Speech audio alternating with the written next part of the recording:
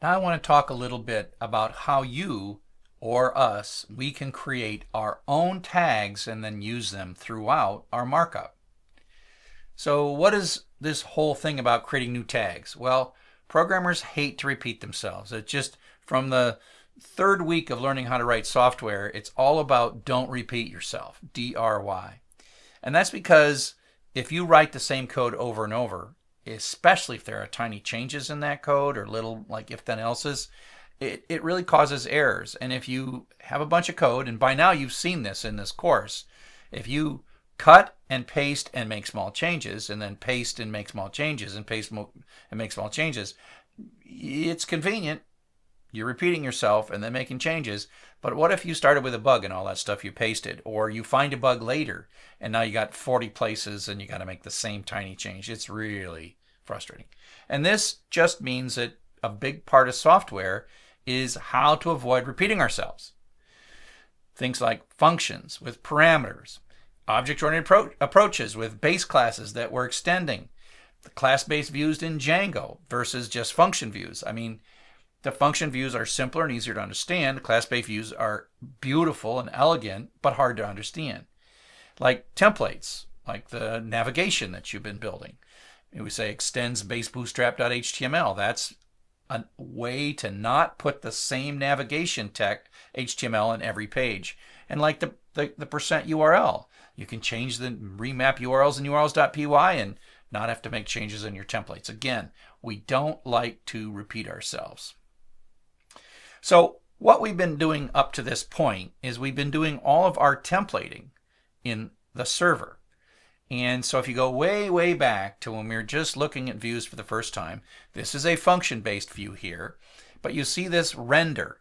Now if you recall what render does, is it takes a template plus a context, in this case it's a dictionary that's mapping Zap to 42, and says render this, give me back some HTML, and then we send it back to the browser. And if you look at the template, you see we got these little curly braces, double curly braces that says Zap says go into the template and grab the Zap value and put it in here. And so this is just kind of our model view controller. And this is the big picture. I promised you wouldn't see it very often after the middle of the class, but here it is again. And we take these templates, we pull data into the templates from the models, we make context, and we send that back to the browser. Classic request response cycle model view controller. So what we're going to do now is we're going to take a little tiny bit of that template processing and move it into the browser. We're still going to have a server-based template, but we're also going to have a little tiny template in the browser. Let's take a look at how we would do this. And we're doing this by creating our own tag. And so we have a tag. See, it says less than DJ free dash greeting greater than. That's a tag. It's a tag we invented. And so we can pass some parameters, attributes. We get to define what those attributes do. We can have a tag that has an ID on it so we can mess with it. I put up a button that says click me. And that script type equals module source equals ./16 DJ free greet.js. That's the code that adds the DJ free greeting tag to the browser. So once that's imported, it goes and creates the tag, and then we can use the tag. And then the little script is simply changing the name attribute. And so we're passing almost as a parameter. Think of it like a function or a macro. It's like a HTML template, which we're about to see in a moment. So name is the thing we're passing in. And not only are we passing it in, but we can change it dynamically based on a DOM event. And that's what the doChange is doing. So let's take a look at what this template is. And so the concept of a custom element, that's something that's been in browsers for quite some time. And if you just write your own custom element, you can do everything we're doing here, but it's a lot more verbose. And so what we do is using object orientation, we're grabbing a little tiny library called lit element. So lit element is a custom element that has a lot of base capabilities into it. And so we're extending lit element to make a class called simple greeting. And that just means there's a lot of boilerplate that we don't have to repeat.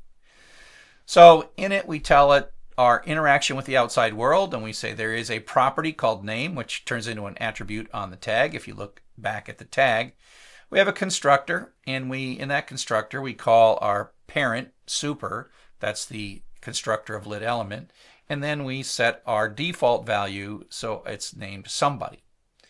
And there's this whole thing, I won't go into it in great detail. There's a thing called a shadow DOM where you can inherit the CSS and other styling from the enclosing document, or you can have your own CSS inside the lit element. I'm choosing not to isolate my markup from the enclosing document, and so I'm doing this create render route that says just put my macro, put my text into the enclosing document, and whatever HTML, whatever CSS, JavaScript libraries, etc., they're just inherited into my code. You can make these web components in a way that they can go into any HTML and they bring their styling with them. I tend to use these where I'm going to build an application. I want my styling, I want my font, and I want my colors and my spacing and whatever. I want that to be like Bootstrap across the whole thing, which is kind of how we're doing it in this class. And so I don't like Shadow DOM, but that's another approach, is to make these templates super isolated using Shadow DOM. But the meat of all this is the render. And again, let's go back and think about the render in the view that I just showed you. What does the render do? It takes some templated HTML and it makes replacements. And you'll notice that this one has curly braces. $this.name. Well, this is the JavaScript object instance variable, and .name is an object attribute. Let's go back. That's name equals, the attribute name equals world, name equals first, and then later I set that to be second. And the return HTML back quote, the back quote's very important. It's not a forward quote. It's a dynamically rendered template. And what's cool about this is it's responsive, which means that if you change the name attribute on this DJ free greeting tag, that text in the browser will re-render with the new stuff. And so that's what's happening when you say click me and it turns from hello first to hello second. And so this is, we're not going to have you write too many of these. I'm going to give them to you. I'm just showing you how this sort of works.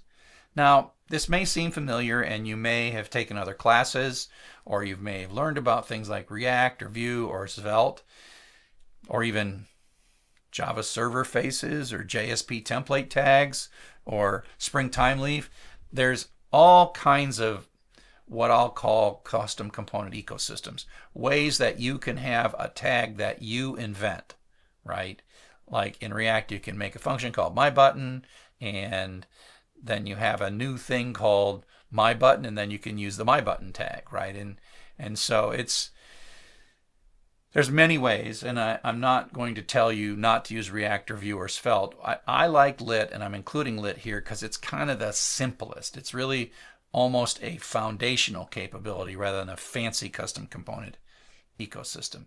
And going forward, you know, this seems to me to be just a cool part of the browser, and we can use it however we want.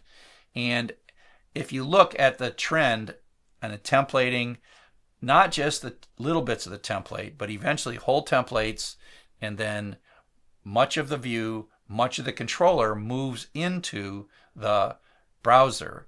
And in the most extreme, the controller and view end up completely in the browser. The model is partially in the browser and partially in the server. And then we have JSON and web services so that the actual persistent and permanent data is still stored in the server.